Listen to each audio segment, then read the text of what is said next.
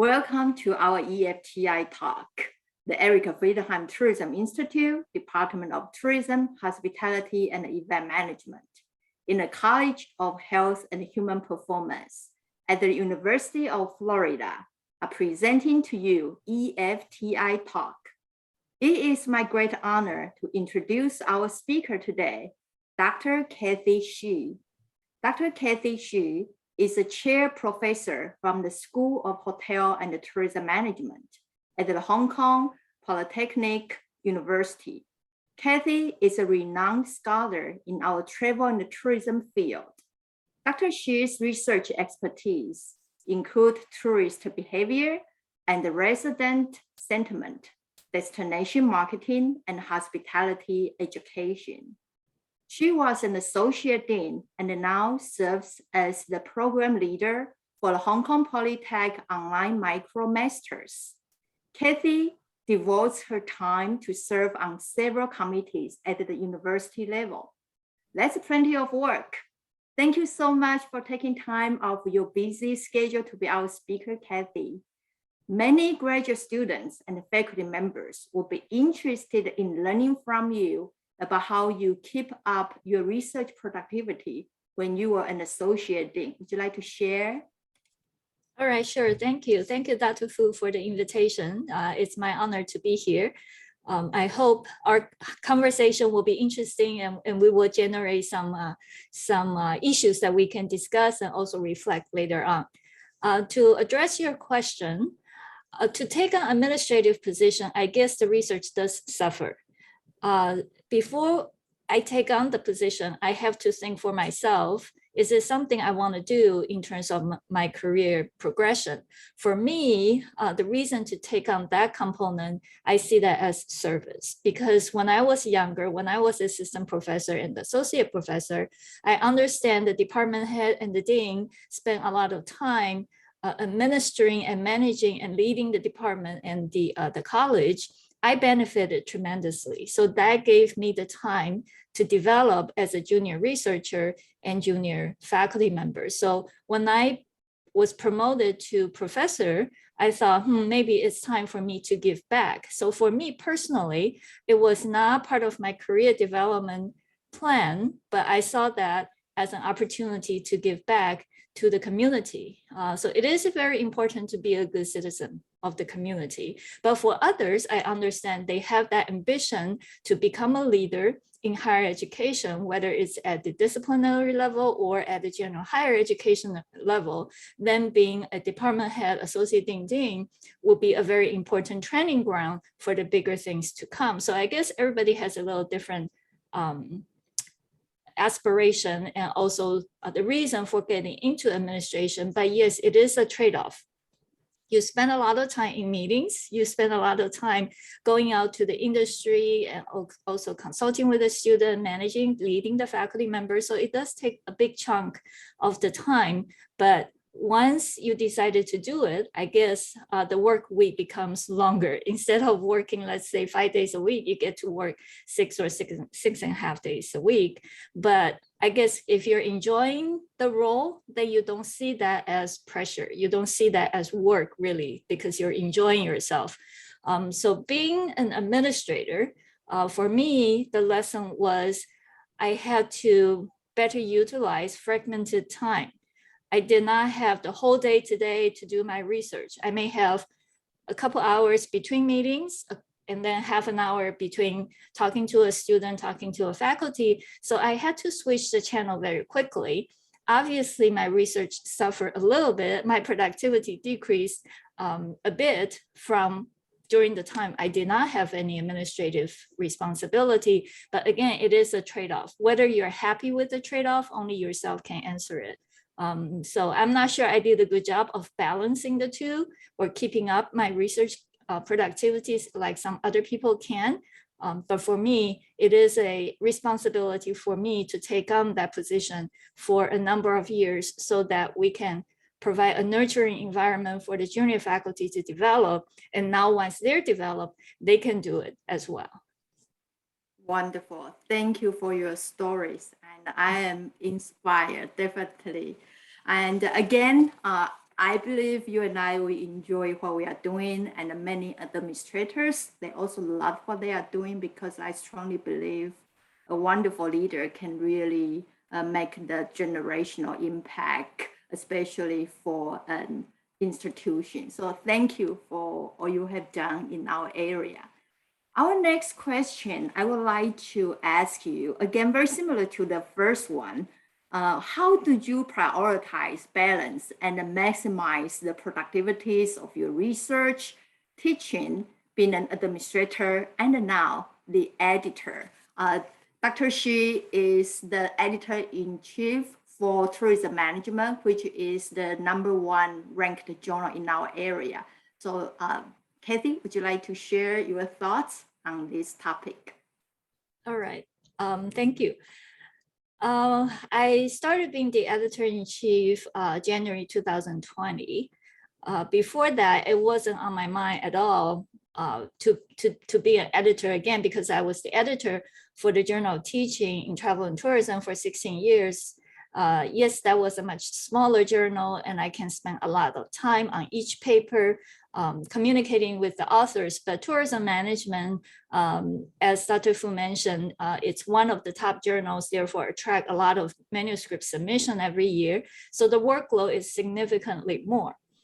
Then how do you balance? It is a learning process, and it is, again, a trade-off sometimes, not necessarily in terms of how much time I want to spend. It's more of an internal struggle, actually, for me at the very beginning, and even now, 2 years later. How much time can I spend on a particular submission? I want to spend a lot more time on it, because I see being an editor is being a mentor. I would like to provide feedback, constructive feedback to the authors, even if I, for example, reject the paper, especially desk rejecting a paper. I understand how much work the authors have put in to the paper before submission, and receiving a desk rejection, for example, 3 days later, that hurt. I understand that. So I want to spend time with the authors providing feedback. However, considering we just ended the year 2021, tourism management received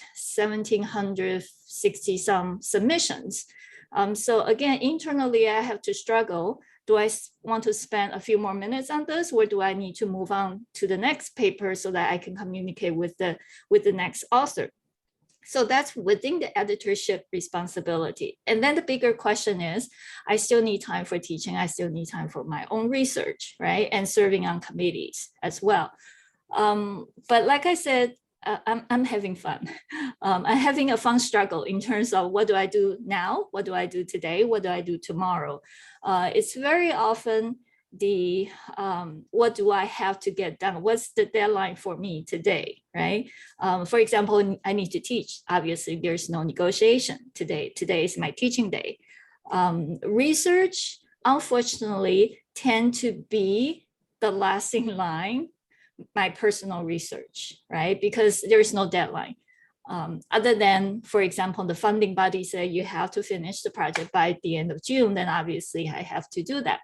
But again, it is a time management. It is a priority. Where does the priority come from? I guess the priority comes from your passion. Are you more passionate about teaching? Are you more passionate about research? Or are you more passionate about helping other people as an editor? So sometimes I struggle a bit, but I kind of every day, I figure out what my day looks like. So being an editor is not all work. Being an editor actually is fun. It is a learning experience. I learn from authors tremendously, not only about, hey, I didn't think about that. That's a great idea. Or, oh, I didn't know about this research methodology. Therefore, I learned what is the most current research methods or the different perspectives. So being an editor actually broadened my horizons a lot. Some of the disciplinary areas, for example, tourism economics, I have no idea. I'm not very good at numbers. I did not even understand the paper, but gradually I learned, all right, what is the current economic research roughly? I'm still not an expert, but roughly, right? So it is a learning process. It is an enjoying process. And I guess you have to work with good people. It is important to have a team that you can trust and you understand each other's working style and the quality output requirement, right? So if you have a team that has similar mentalities, that really, really helps. So it is important. Nowadays, I understand 20, 30 years ago, we see a lot of single author papers, but now it's all about team. 3 people, 4 people. Yes, people are saying, well, there are too many authors. How can everybody all contribute to the same paper? It is being questioned, but I would say working with a team and that can help you. Other people can push you as well. When I'm behind on my research and then people will knock on the door and say, hey, what happened? You know, I gave you the paper 2 or 3 days ago, or even weeks ago, then that is that push. So it is important to work with good people, finding people with the same interest, probably similar level of requirement of themselves, so that you don't, have a unsynchronized output or working style. So I guess I mumbled a bit, but there's just so much in terms of what we have to go through internally, mentally, emotionally, to set our own balance. My balance may not be the same as your balance, but whatever works for you, I guess that's fine. So I'll stop here. Thank you. I love the insights, and I also echo what you mentioned, to build a trustworthy team, to work together for the administrative work, for the editing, and for all the collaboration. And so I would say I'm very fortunate to be part of our UF team. Our faculty members are super excellent. And also we have outside of UF communities that I strongly encourage our faculty team to have global collaborations. So I will take this advantage to tell the whole world, welcome to reach out to our UF, our THEM, we welcome you for any further collaborations when we have common grounds and we have our different expertise. So thank you, Kathy. I really love the new idea and the new norm of having a collaborative team when we are working on research together, collectively and collaboratively. So my next question for our discussion, I would like to come back to the tourism management, since it's such a popular journal. Everybody would like to have 1 or 2 or more articles to be published in your journal. So would you advise the prospective authors of tourism management how to incorporate feedback from reviewers into their manuscripts? Okay, I can share this from the perspective of an author and then the perspective of an editor, I guess. As an author, I always try to accommodate or address as many, if not all, comments as possible. Because obviously I did not see the problem when I submitted the paper. It's always good to have a fresh eye, a fresh perspective to look at the work. Very often by the time we submit a paper, we worked on the project for at least a year already, then we don't see from an outsider perspective. So keep an open mind, keep a learning attitude rather than being defensive. I think being defensive doesn't work. It doesn't work. It doesn't help at all, right? Because if we feel defended, then when we provide the responses in the writing, actually readers can tell, right? So I guess control our emotion is one thing. Don't think the reviewers are addressing you as a person. The reviewer don't know who you are, right? The reviewer just look at this piece and think this piece could be improved, right? And so we're colleagues, we're not enemies. So they're not here to say, hey, this doesn't work, we have to push you down, right? So keep an open mind and keep an open attitude. As an author, for me, the goal is to get the paper published. For me, it's not to win an argument with the reviewer. Some people will say, oh, the reviewer is wrong. The reviewer doesn't know what he or she is talking about. So what if you win the argument and your paper ended up not being able to get published? I understand some people are very principle driven. That's not me personally, right? My goal is to get the paper published in the best form possible. So from an editor's perspective, sometimes I see authors resubmitted a manuscript. The front part, we asked the authors to provide responses to each comment, and they did a great job of responding to each comment. So the responses actually sometimes, that section is longer than the manuscript itself. However, the problem is they talked to the reviewers, but they didn't change the manuscript. So as a reviewer, I will feel like, no, please don't do that. I ask the question, it's not because I want you to answer me the question, I want you to make the paper better, right? So in addition to responding to reviewer comments, it is very important to incorporate their comment in the submission, because the general public, the readers may have the same question or query as the reviewers would. So it is absolutely important to make sure that you tell the reviewer the reason, for example, of this, and then where did you address that issue in the manuscript? So the revised manuscript needs to be actually quite better, so that the reviewers are convinced that, yes, you take the comment into consideration as constructive and helping you make the paper better. If the reviewer indeed make a mistake, make an obvious mistake, the reviewer misunderstood your point. Actually, there could be two possibilities of somebody misunderstanding a point. One is you didn't communicate that clearly, so that leading to the reader not understanding. And second, it is possible that the reviewers have no idea of what you're talking about. It's not in their area, therefore the comments raised is not intelligently supported, right? So it's not a valid comment. Then, yes, you can rebut, right? You can provide, for example, an explanation. Don't obviously just say that you're wrong. You need to be politically correct by saying nicely, right? So this may not be what I was saying, and we have this support from the literature, and this is, you can do a little bit of explanation, but at the end, you may also want to say that we probably didn't make the statement clearly, and this is how we revise the paper. Maybe just a change of words or something to make the reviewer feel like, oh yeah, okay, I missed it, sorry, but you know, they addressed my question. So you don't want to excite the reviewer and saying, then the reviewers become defensive, then nobody wins.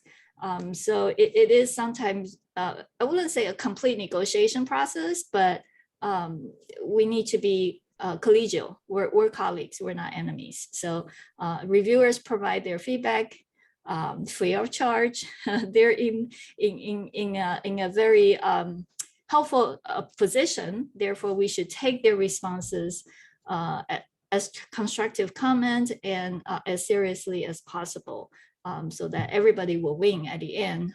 Then we have a better paper for the community, and we will disseminate the knowledge through publication. That's wonderful.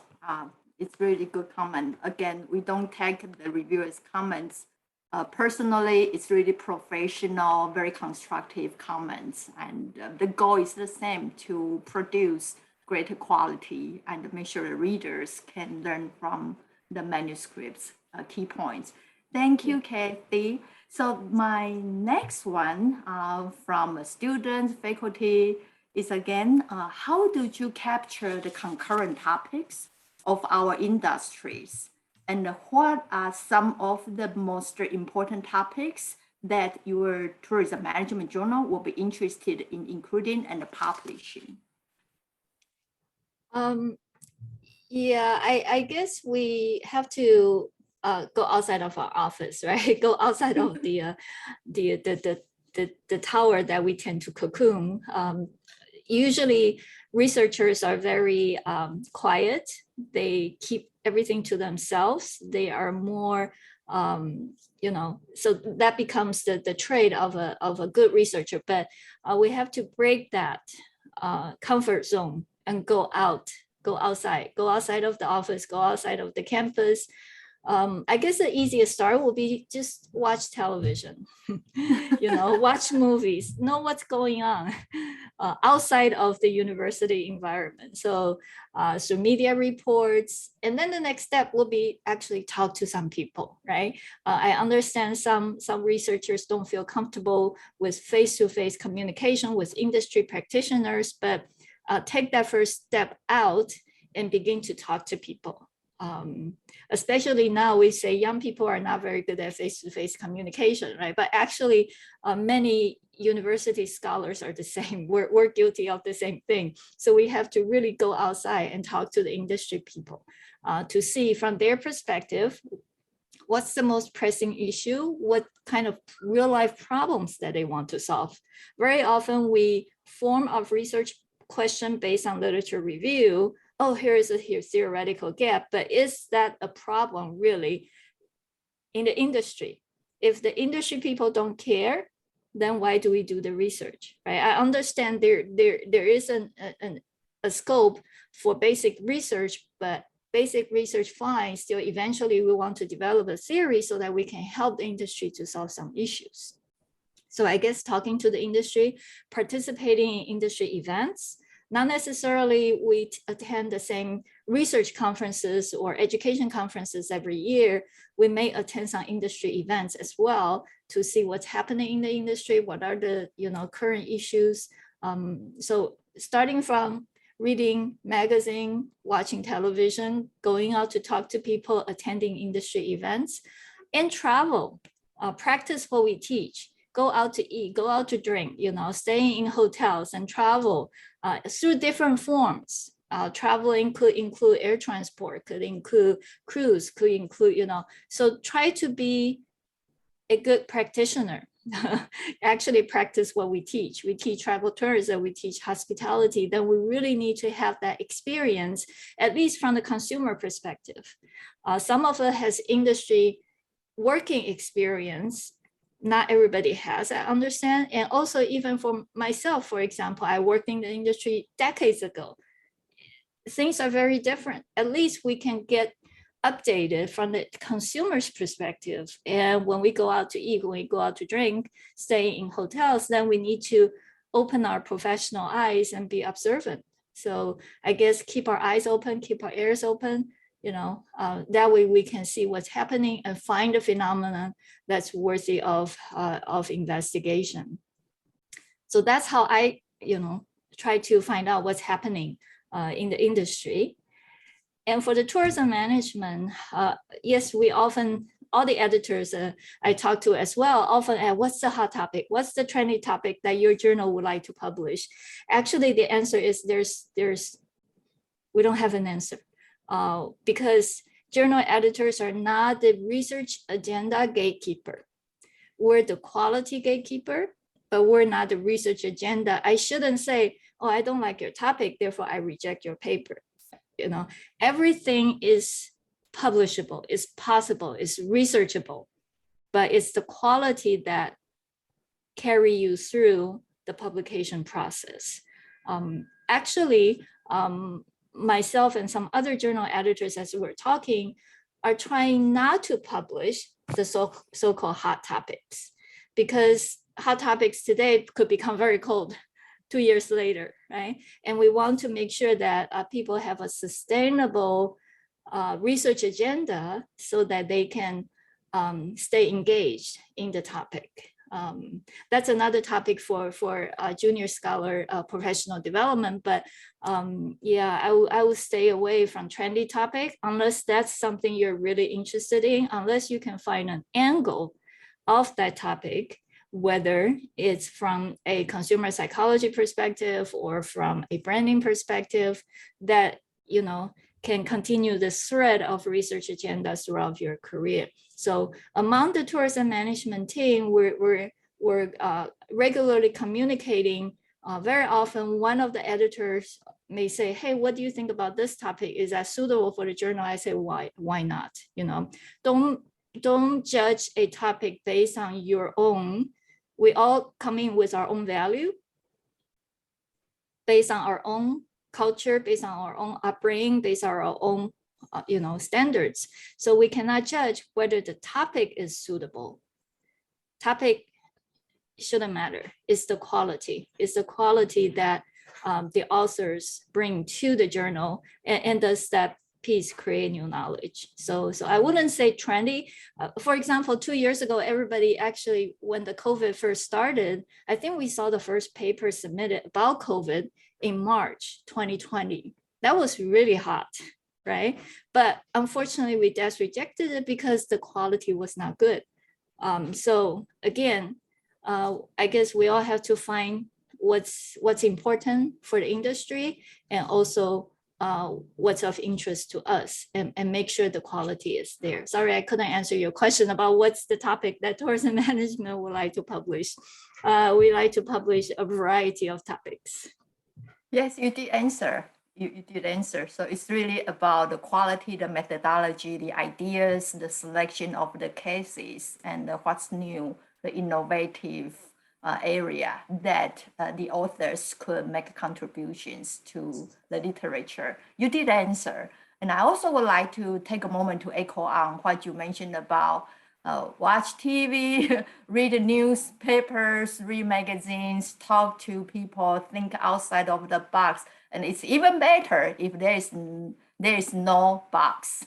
And plus, I will also like to take a moment to thank our EFTI Industry Advisory Board members, because by talking to our advisors, by organizing the EFTI talk, they are the cutting edge industry leaders, and they provided what will be the needs, what will be the future for our industry, because as a higher education, we are preparing the future workforce for our industry. And for the research, I agree with you, Kathy, we need to do something that will be useful for our industries, and also innovative enough to have certain prevention and future development. Thank you. You did answer my question, our questions. Thank you. So tell us about a time now, back to the tourism management a little bit, about a time when you experienced a conflict. For example, the split review comments among your manuscript reviewers, and how did you resolve it? Okay, I guess I can answer from being an author and from an editor perspective. Yes. As an author, as I mentioned earlier, try to be accommodative as possible. But sometimes we do get conflicting views. Actually, it was just a few months ago, we got a paper from a journal. One reviewer said, oh, too much detail about methodology, and the other reviewer said not enough detail. We want to know more about how you go through the data collection and analysis process. So how do we address that, right? Plus, some journals have strict word counts. So how do we make the adjustment of satisfying both reviewers? I guess we ended up with adding some aspects. We kind of read it, the reviewer's comment, and find out, okay, so this is the thinking process of that reviewer. Therefore, we added some more aspect, but then on the other hand, we remove other aspects because you have to read the reviewer comments, not bullet point by bullet point, but going through and try to think what is their thinking process, and therefore when they say too much detail, which part exactly that person could be addressing, right? So when we do our responses to the reviewer comments, we also mention that, right? Reviewer A, thank you very much. Based on your comment, we added more detail here, here, here, and here. However, this appears to be in conflict with reviewer C. And then reviewer C, we say the same thing, right? So we want the reviewers to know that there are conflicting views. However, we try to address each one of them.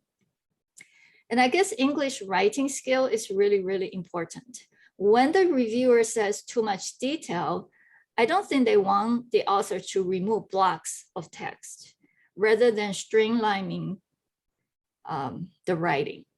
The same message could be delivered in 500 words as well as 250 words. Very often we see authors add a lot of adjectives or unnecessary qualifications or repeating, very, very wordy. So practicing English writing skill will be very, very important, and work with, like I said, a good team. Some people are good at methodology, others are good at words, and you know, and plus you have different people reading through the same paper multiple times. Then people will see, oh yeah, you don't need this part as well, right? So very often, as an editor, I would tell the author, this is too long. However, I'm not asking you to remove blocks of text because then the message could be lost. And I guess professional editors are always available. Some are better than others, and I understand it costs money. But if honestly you think you're not a good writer, it's very well worth the money to invest in a good editing service. And sometimes reviewer will say, yes, I understand you use this particular theory, but why don't you use that theory?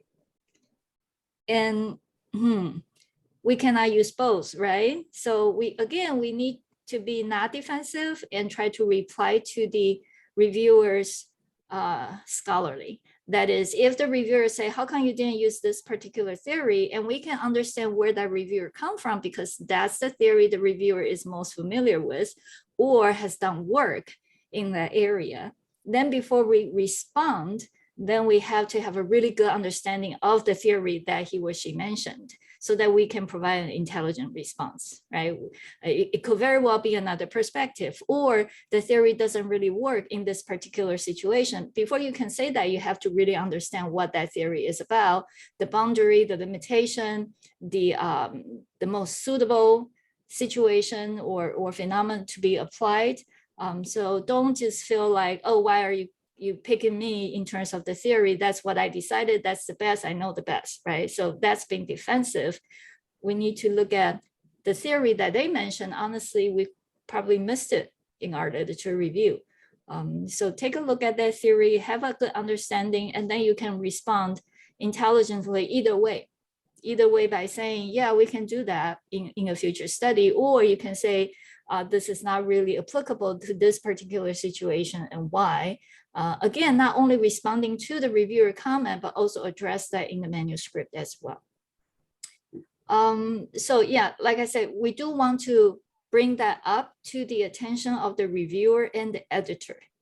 I understand not all editors read all reviewers' comment closely before they send out for a major revision decision, because, for example, 3 reviewers, 2 of them say major review, 1 of them say minor review. Oh, okay, sounds good. We'll send it out for major revision, right?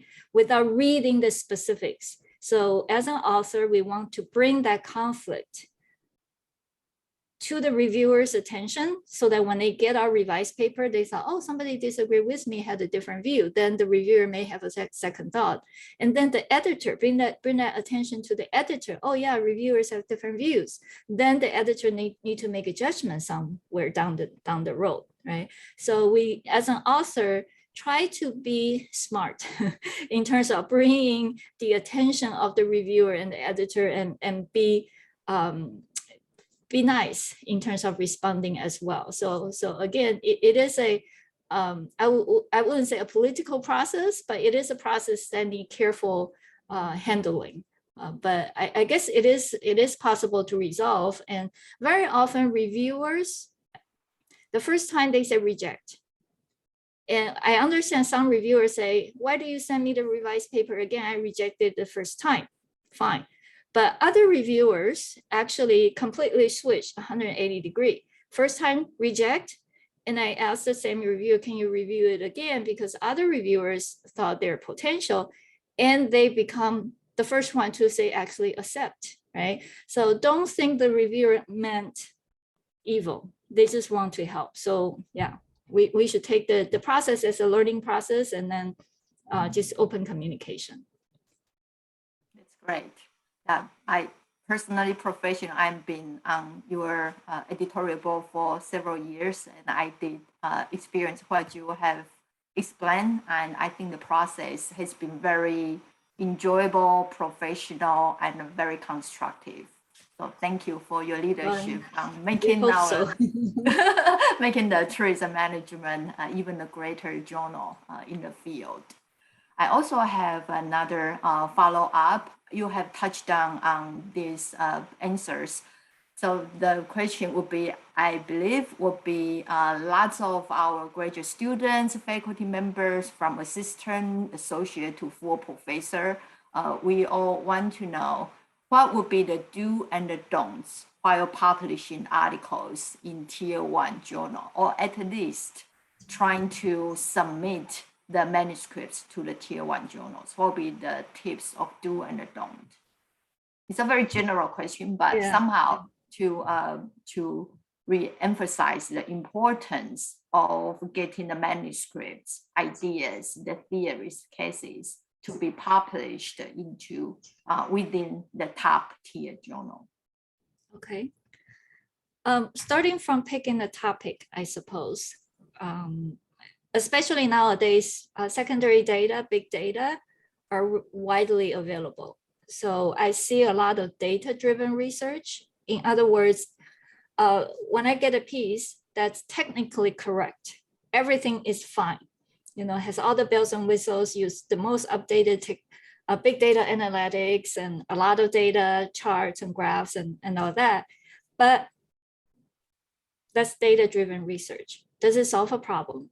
Is there a theoretical underpinning, right? So what you find, most of the tourists congregate in this particular small area in the city. So what, right? So starting from having a research problem, a real life problem, what question can you answer? What problem can you solve, right? And then is there a theoretical underpinning? Yes, you find a correlation between the number of arrival and the CO2 emission in the particular city. Are they cause and effect? Simply finding a correlation doesn't mean anything, right? Are there theoretical underpinnings? So starting from the very beginning, I guess we all need to think about what is the value of this piece of research, value in terms of practical and value in terms of theoretical advancement. So with so much data available out there, it's very tempting to do big data research. But then we have to go back in terms of the real contribution of the study. And number two, don't slice the research into too many pieces. I understand the pressure of publication. We all try to collect a big data set and then say, okay, we can publish 1, 2, 3, 4 paper out of this big data set. Well, that depends on how you slice the research.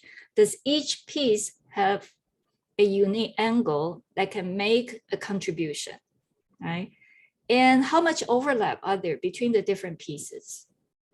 When you slice the pizza or salami slicing, right? Two things, then it's of no value.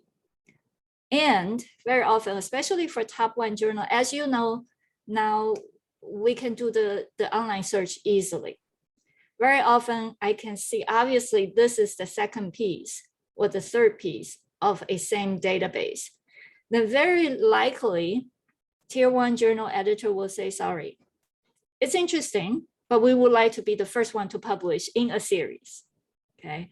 So then you need to think about your strategy. I understand some people traditionally would like to get small pieces published first and then say, oh, we'll publish a big paper in Tier 1 journal.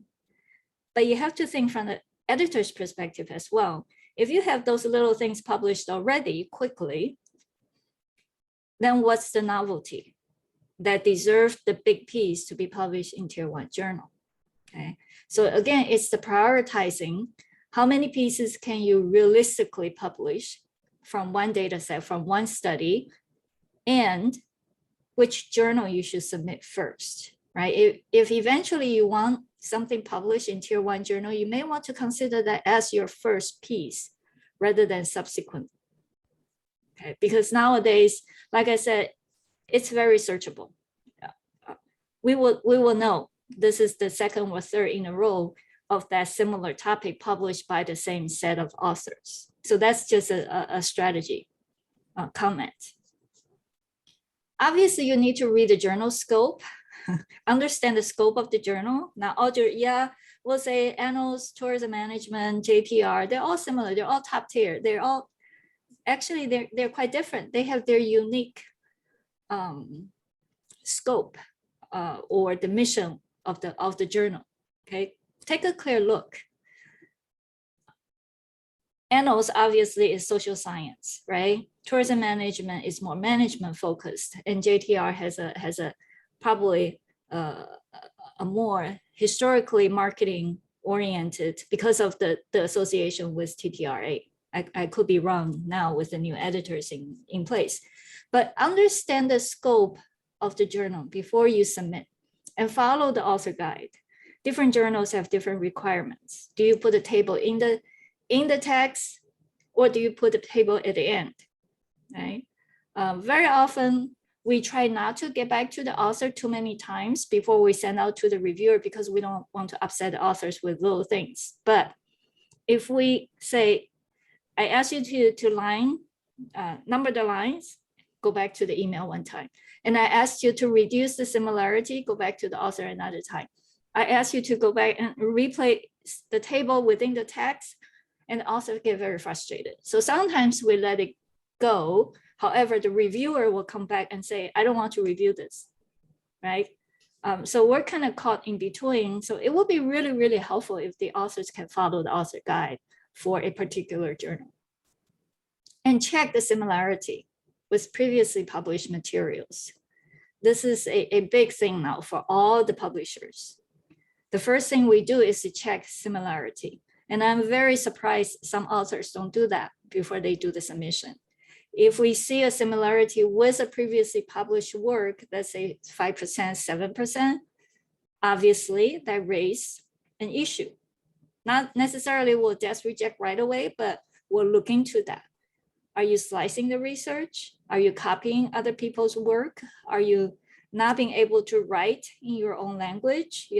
So we will look into it. You don't want to raise suspicion from the reviewer and from the editor. So check similarity yourself before the submission.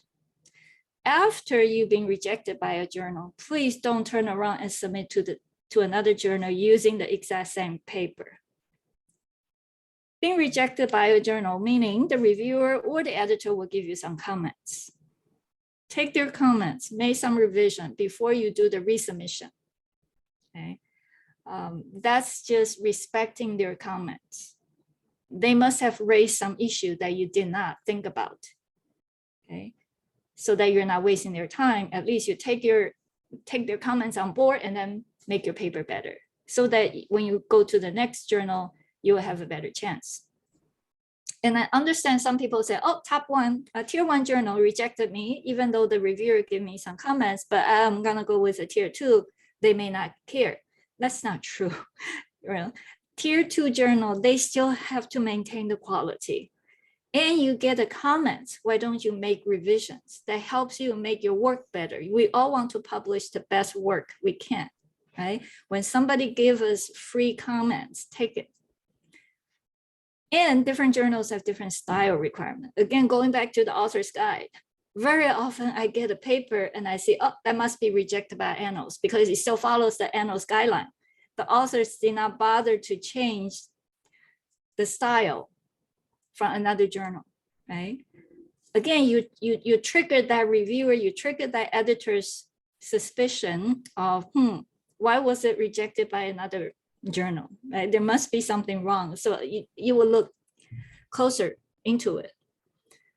So these are some very basic do's and don'ts, and there are lots of others, but I guess just to do the best you can, have a good colleague to review the paper for you, or very often, I'm sure even in graduate school, all of our professors told us, you finish the paper, you put there, you don't look at it for another week or so, and then you come back with a fresh eye.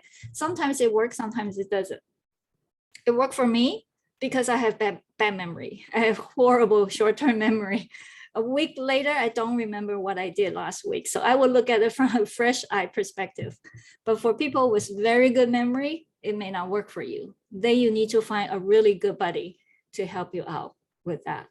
So that's it. That's a quick answer. That's Great answer. And also you raised the reality in academia, because I believe for tenure track faculty members, there will be some pressure to survive a certain number, quality of publications. And for tenure faculty member, also have annual evaluation. So to get the number, get the quality, that's been sometimes a challenge already, to think about how can get the publication strategically when you have got a big data set, like Kathy, you mentioned, sometimes to chop into different pieces. It seems it's okay in the past, but now with all the internet checking, it's not so easy compared to the past. And plus, in terms of editorial board, there are certain same persons serving on different editorial boards. So I'm sure you have the experience, me too. That means when we review one paper for this journal, and probably in 2 weeks, I got exactly the same paper, the same topic from another journal review. And they basically, as you mentioned, if the authors didn't take the comments or rejection seriously, just resubmit, they are going to get the same outcome from the very similar editors' feedback. Absolutely, yeah. I was asked by another journal to review a paper rejected by tourism management. So, what are the chances? yeah, probably 0. And another is also talk to about sometimes this is one area, because for PhD students, for advisor, sometimes they will say, well, think about how you can chop your dissertation into 2 or 3 publications. So there might be something advisor and advisee will need to work out carefully. Think about if this is case 1, case 2. Do you have sufficient literature review? Are you using comparative analysis across different theories and the evaluation, the new information you are going to make contributions when you chop your dissertation into 2 or 3 pieces? There might be something or different kind of researchers and PhD students, we can figure out a way to do it, not to fall into the trap that you mentioned. Basically, it's from the same but chop. Yeah. So do you have any thoughts on publishing one dissertation and turn one dissertation into 3 publications? Well, I mean, it is possible. For some university, they even require the student to do manuscript format, right? Within a dissertation, you have paper 1, 2, or maybe 3, and then you wrap it up as a dissertation. So it is possible, but like you said, need to be very careful. The advisor needs to make sure that each piece can stand on its own, has its unique contribution, rather than a lot of overlaps between the pieces. Yeah. Thank you. So now our next one, you have mentioned earlier, you really enjoy, it's fun. So could you tell us more about what do you enjoy most about being an editor of tourism management? Right. Well, actually, I was quite humbled when I was asked to be the editor of tourism management. It is a long-standing, very well-renowned, respected journal. I just found out that the first issue was published in 1959, so that's more than 60 years ago. And as you know, that nowadays people put a lot of not emphasis, but attention on the impact factor. Historically, it has been one of the top, at least one of the top 3 in the tourism area, along with some hospitality top journals. So when I took over, I realized that that's everybody said, oh, congratulations, but I really feel like, well, that's a lot of work, So I wasn't sure if I was going to enjoy it, or is it just part of my professional service again? I want to give back to the community. So since I took over, we expanded the editorial board tremendously. And I guess different editor-in-chief work in different style, but now we have over 90 editorial board members from 23 countries or regions. So that's quite a lot of eminent scholars that I'm working with on a daily basis. That's really, really enjoyable. I get to know many of you. I know Dr. Fu has been on the board for a long, long time, longer than I have. But as the scope of the editorial board increase, I get to know many, many people closely, of people I didn't know before personally, or of people that I know better because of the communication with them. So that really, that is really rewarding. I get to know more people. But I would say another enjoyable aspect is I get to read about really interesting research, and I get to be the first one to read it before the reviewer gets to read it. So sometimes I get really excited. I was like, wow, that's really interesting. Even though I'm not the one to judge the quality, it's the reviewers to judge the quality. But I thought, how come I never thought about that? So that, a light bulb goes on, and that's really, really enjoyable. And like I mentioned earlier, I learned so much about the methodology. So I feel the need. So it is a push for me as well, for my personal development, push me to learn new methodology, right? Again, a lot of those pieces come from younger scholars. I really appreciate the younger scholars putting their best work forward, especially to tourism management, so that I can continue my learning. Now, the happiest moment as an editor is when I accept the paper, believe it or not. A lot of people will think that editors take the enjoyment out of rejecting papers. No, actually the happiest time is when I accept the paper. I was like, oh, this is finally accepted. I'm so happy. I'm happy for the authors, I'm happy for the journal, and I'm happy for the future readers that can also share this piece of knowledge, right? So it's the end product of authors' hard work and also the reviewers' hard work. So everybody wins when a piece of paper gets accepted. And also when I accept the paper, that's, for me, it's a recognition of myself as well. I feel that way because I know that I have helped someone to make their paper better and to get it published in a nice journal so that the authors can share their work with the community. I do see being an editor as a mentor. I don't see being an editor as a judge, right? So it's the mentoring process, combining the comments from the reviewers. As you also mentioned earlier, reviewers could have conflicting comments. Then the editor needs to make a judgment, right? Do I agree with reviewer A or reviewer B? How is the author responding to the different reviews? Do we have a better end product? So communicating with the authors, that's a mentoring role as well. All of these together. So I thought, being the editor of tourism management is not bad. It's quite enjoyable, actually. I would have to say it's not necessarily somebody has to be an excellent researcher to be an editor, but somebody has to be a good manager and a good mentor. Good manager of the relationship between authors and reviewers and everybody involved, and be a good public relations person, because sometimes you get so many emails from angry people. So how do you calm them down? So that is I see as a managing role as well. So yeah, I do enjoy it overall.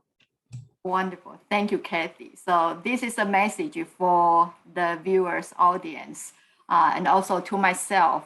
Today is January 5th, 2022. Now I've been inspired.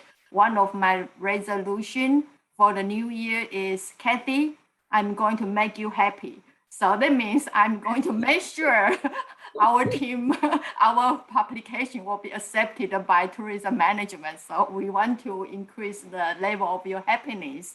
That's one of our number one goals. And another will be audience. Please do not be the angry authors. Kathy is such a wonderful leader, manager, and editor for this top journal. So please keep our communication professional. That's very important. I know we are running a little bit of time here, but I still have 2 more follow-up. Where did you see Tourism Management Journal in 5 years? I would say continue to have a good reputation, gain reputation outside of tourism. We do see a lot more submission now from the general management field from the business school, non-hospitality tourism scholars. So gradually we're gaining that reputation and credibility, but hopefully we will establish more in the general academia beyond tourism. And obviously we will continue to push the knowledge boundary. Hopefully we can publish some interesting studies that are really of value and can be tested over time. And we want to continue to strive for a good, satisfying publishing experience for the authors. I understand some authors may see the publishing process as being too long, and the communication with the reviewers may not be very positive, constructive, but hopefully we can continue to improve in that aspect to serve the academic community by offering a constructive and satisfying publishing experience for the authors. And I would really like to create a sense of community for the tourism scholars, right? It shouldn't be a survival game. I understand that the acceptance rate, the final acceptance rate is very, very low, lower than 10%. In other words, of the 1,760 some papers submitted, we only published less than 200. But it shouldn't be a survival game. It should be a helpful, supportive community that we learn from each other, we support each other. And again, reviewers are nice people. Otherwise, they would not be reviewers, right? So they're not having an evil heart and say, I want to tear your research apart. And authors need to understand that. And obviously, editor, like I said, plays a role between the reviewers and the authors. So hopefully, I mean, talking about 5 years, but that's a continuous process. I would like to create a sense of community that everybody feel like, yeah, we're all colleagues within bigger tourism community. And also as an example, actually gaining reputation and credibility outside of tourism. So that's my humble goal for the next few years for tourism management. That's awesome. I love your humble goal, and I'll do my best to support you. Out of my curiosity, do you think is that possible? Because you mentioned about to expand the tourism community, and you would like to have more communities, authors to join tourism management. Do you think is it possible, or is there even a potential to modify the name of tourism management, become tourism and business management? That would be a tough one because it has such a good reputation, a brand recognition, right? And there's so many business management journals out there already. No, we haven't thought about it, but thank you for raising that. Okay. So maybe in 5 years when tourism management change the name, then we'll come back to visit this video. So one more thing is now back to you. Where did you see yourself in 5 years? Other than retirement? Then you're coming to see us in Gainesville. Yeah. Oh, I guess stay relevant. It's such a rapidly changing world, right? It's constantly changing. So I would challenge myself to stay relevant and continue to engage in lifelong learning so that I don't become an antique. I hate to become one of those senior scholars and people say, oh, she's talking about the same thing again. I tell all my students, if you hear me talking about the same thing with no new ideas, pinch me, right? And ask me to retire. So I would like to stay relevant. Hopefully I can stay relevant still 5 years from today. And I really would like to see some real impact from my research. I've devoted the past, especially 10 years or so, on a very focused research agenda with a series of studies. And hopefully in 5 years' time, I can see some real impact, meaning could be picked up by the government, tourism bureau, the industry to change some of the policies and, at least take my research output into consideration. So that would be really, really rewarding to see some real impact. But then, yeah, in 5 years' time, hopefully I can reach that. And I will continue to go out of my ivory tower, talk to the industry people, and collect evidence to see if my research really make any impact in the real world. But again, that's probably where I would like to be, to see my research actually being adopted and make a difference in tourism policy or in the way industry practice. Dr. Xu, I'm sure it will happen. And for my own limited experience, I always think probably I'm the one to read my own journal articles, even cite my own journal articles. But until one day, so I had one publication published in 2003.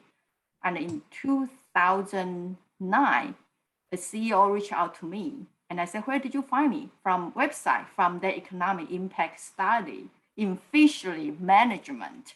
And then that's where I started to gain the attention from lots of industries. Until right now, we are still working on economic impact analysis. So that's something been very inspired. I'm sure your work, your area is so important and people are following your lead. So thank you so much.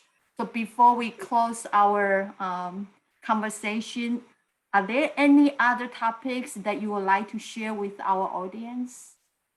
Well, if the audience are students or junior researchers, I would just say be passionate about what you do, be persistent. Very often I get young people to ask me, so how do you become so, they quote unquote successful? I don't see myself as being successful, but they say, how do you become so successful? I said, just be persistent.